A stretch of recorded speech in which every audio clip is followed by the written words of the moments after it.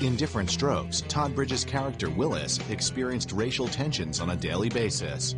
Off camera, Todd believed he fared no better. Todd Bridges always complained about being stopped and harassed by the LAPD. He was this young, rich, black kid driving around Los Angeles in a Porsche, and he was getting pulled over a disproportionate number of times, and he thought that it was because of racial bias on the part of the LAPD.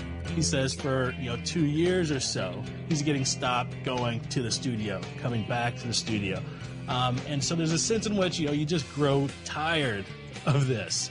The harassment, it was quite obvious why he was being pulled over, what the run-ins with the cops were about. LA, the 70s, the 80s, it still sort of embodies the racial tensions bubbling just underneath the surface for the whole country, really. You have significant black and minority population, very strong middle-class black neighborhoods, and so it wasn't unordinary or out of the ordinary to see blacks who had means, who had nice cars, who had nice homes, who had money, who had good careers, and so forth.